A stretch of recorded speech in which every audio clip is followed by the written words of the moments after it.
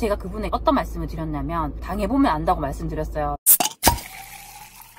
안녕하세요, 세비티입니다. 오늘도 아이들 데리러 왔다가 일찍 도착해서 이렇게 영상을 한번 찍어 보려고 합니다. 지금 밖에 비가 엄청 많이 오고 있어요. 오늘 드릴 이야기는 우리가 전세 끼고 아파트 매매할 때 주의해야 할 점에 대해서 말씀을 드리고 싶습니다. 제가 전세 끼고 매매를 잘못해서 투자 실패를 한 적이 있어요. 제 사례를 말씀을 드리면 이렇게 투자를 하시는 분들 입장에서 좀 더 조심할 수 있을 것 같아서 이렇게 영상을 찍어 보기로 했습니다. 전세 끼고 매매를 할 때 가장 조심해야 되는 부분은 전세를 놓는 거예요. 우리가 말 그대로 전세 끼고 매매를 할 때는 잔금일까지 전세를 맞춰서 잔금일에 전세 보증금을 받아서 그것을 매도자에게 잔금을 치러야 하거든요. 그렇기 때문에 전세를 맞추는 게 상당히 중요해요. 요즘에 인기가 있는 지역들의 전세 매물을 조사를 해봤어요. 그랬더니 인기가 있는 단지일수록 전세 매물이 많이 쌓이고 있더라고요. 그런 곳들은 소도시가 많았는데요. 이런 소도시에 신축 아파트 입주가 있는 경우에는 전세 물량이 더 많이 쌓이게 돼요. 그리고 전세가도 내려갑니다. 소도시 전체적으로 입주 물량이 많이 없다고 하더라도 신축 아파트가 이렇게 입주를 할 때는 영향을 받아요. 나중에 신축 아파트 입주가 마무리가 되면 그때는 전세가도 같이 올라가게 됩니다. 하지만 그 일정 기간 동안은 분명히 영향이 있거든요. 제가 봤던 그런 도시들을 보니까 신축 아파트 입주도 있는 데다가 투자자분들이 이렇게 진입을 하면서 전세 매물을 내놓게 되는 거예요. 이게 같이 맞물려서 전세가 안 나가고 있더라고요. 제가 아는 지인분께서도 투자를 하셨는데 전세를 못 맞춰서 상당히 힘들어 하셨습니다. 그래서 전세 끼고 매매를 하실 때는 정말 전세 맞추는 것에 집중을 하셔야 돼요.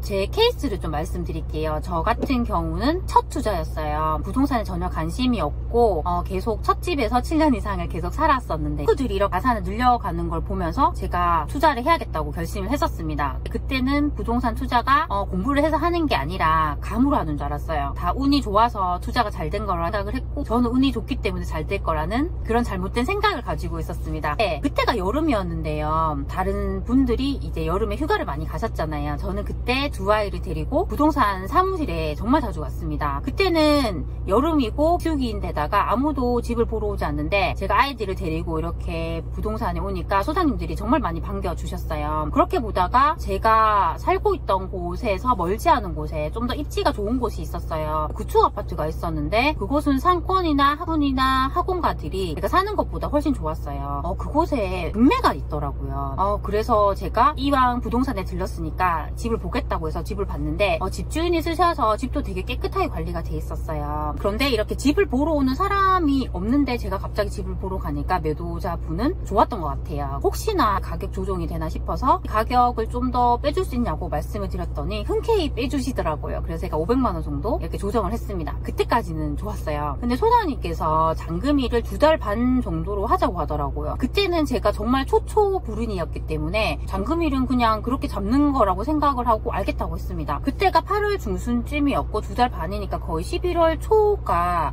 잔금일이었어요. 그렇게 얘기를 했고 소장님이 전세 매물은 다른 데 내놓지 말고 그냥 본인이 알아서 잘 놔주겠다고 하더라고요. 그때도 잘 모르니까 소장님만 믿고 그렇게 있었습니다. 문제가 그때부터 시작이 됐던 거예요. 제가 여름에 이렇게 매수를 하다 보니까 매수를 할 때는 금매였고 조정을 할 수 있어서 되게 좋았는데 한동안 전세를 보러 오는 사람들이 없는 거예요. 그리고 저 같은 경우는 소장님 한 분에게만 내놨기 때문에 더 선택될 여지가 없었던 거죠. 이제 잔금일은 점점 다가오고 있었고 잔금일을 앞두고 한 달까지도 전세가 나가지 않았어요. 그때부터 제가 마음이 되게 급해지기 시작했습니다. 소장님께 그때는 어떻게든지 내가 전세를 맞춰야 된다. 내가 돈이 없습니다. 이렇게 말씀을 드렸더니 다른 부동산에도 빨리 내놓으라고 하더라고요. 그렇게 부랴부랴 다른 부동산에도 내놨는데 역시나 나가지가 않았습니다. 그때가 첫 투자였고 이걸 어떻게 해결해야 하는지도 잘 몰랐어요. 잔금일을 거의 앞두고 나서 이제 잔금을 치러야 하잖아요. 돈이 없으니까 어떻게든 제가 대출을 알아봤습니다. 대출을 급하게 알아봐서 잔금을 치를 수 있었거든요. 그 과정들을 겪으면서 제가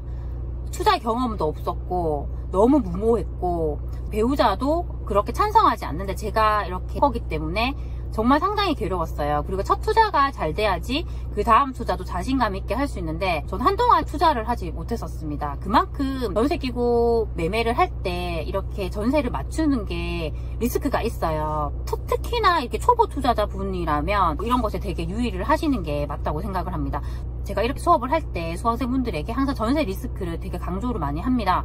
근데 어떤 분이 이런 말을 하는 거예요. 저는 솔직히 투자를 해보진 않았지만 전세에 놓는 건 크게 겁나지 않는다고 하더라고요. 그래서 제가 그분에게 어떤 말씀을 드렸냐면 당해보면 안다고 말씀드렸어요. 정말 힘들다고. 내가 돈이 넉넉하다면 어떻게든지 잔금을 치르고 전세를 천천히 맞춰도 돼요. 근데 내가 정말 돈이 부족할 수도 있고 다른 집도 있기 때문에 뭐 대출이 안 될 수도 있어요. 이렇게 되면 정말 곤란해지기 시작하거든요. 그래서 전세 끼고 매매를 하실 때는 항상 이렇게 좀 주의를 하시는 게 맞다고 말씀을 드리고 싶습니다. 전세 매물이 몇 개인지를 보는 건 네이버 부동산에서 보시면 돼요. 네이버 부동산에서 그 단지 매물을 검색을 해서 최신순으로 이렇게 보시면 되고요. 제가 전세를 볼 거기 때문에 이렇게 전세로 설정을 하시고 최신순으로 해서 매물이 몇 개인지 보면 됩니다. 근데 그 단지만 보시면 되는 게 아니라 주변 단지들의 전세 매물도 같이 체크를 하셔야 돼요. 영향을 같이 받기 때문이거든요. 그렇게 주의를 하시는 게 저는 리스크를 줄일 수 있는 방법이라고 생각을 합니다. 특히나 요즘에 사람들이 많이 관심을 가지는 지역들은 투자자분들도 많이 거래를 하기 때문에 전세 리스크가 분명히 있어요. 그런 부분들을 최대한은 조심하는 게 좋고, 그 방법 중에 하나가 집주인이 그 집에 전세를 사는 물건 같은 걸 노려보는 것도 저는 괜찮다고 생각을 해요. 이것을 저희가 보통 점유계정이라고 하거든요. 점유계정이 생기는 이유는 집주인이 세금 문제 때문에 명의를 줄여야 하기 때문에 발생할 수도 있고, 보통 이런 저평가 지역들이 계속 하락을 했다가 이제 막 상승을 하잖아요. 그렇다 보니까 지금이라도 빨리 집을 팔고 싶다, 이런 심리 때문에 그냥 집을 팔고 그 집에 내가 원래 살던 집이니까 나는 그냥 전세를 살자, 이렇게 되는 것 같아요. 그래서 투자자라면 이런 점유계정의 물건들도 노려보는 것도 저는 좋다고 생각을 합니다. 하지만 전세 끼고 매매는 정말 메리트가 있어요. 어떤 메리트가 있냐면, 저희가 전세 보증금을 레버리지로 삼아서 투자금을 줄일 수가 있잖아요. 그리고 그 전세 보증금에 대해서는 이자를 따로 지불하지가 않아요. 그래서 저는 이걸 활용하는 건 정말 너무 좋다고 생각을 합니다.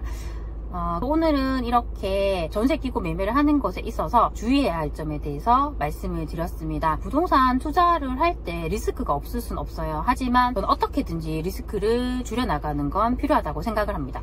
그 실패를 통해서 배웠던 게 있어요. 그 이후에 저는 어떻게 하냐면 무조건 잔금일을 4개월 이상 넉넉하게 잡습니다. 항상 가계약금 붙이기 전에 소장님에게 저는 돈이 부족하기 때문에 전세 매물을 최대한 여러 군데 부동산에 내놓겠습니다, 이렇게 말을 해요. 그리고 항상 제가 매수를 하려고 하는 그 아파트 단지의 전세 매물이 몇 개인지, 인근에는 몇 개가 있는지를 항상 체크를 합니다. 그래서 이렇게 좀 조심을 하다 보니까 그 이후에는 전세를 놓는 것에 있어서 리스크를 줄여 나갈 수가 있더라고요. 오늘 제가 드린 말씀이 구독자 여러분에게 조금이라도 도움이 되셨으면 좋겠습니다. 항상 제 영상을 시청해 주셔서 정말 감사드립니다. 그럼 다음 시간에 만나요. 안녕.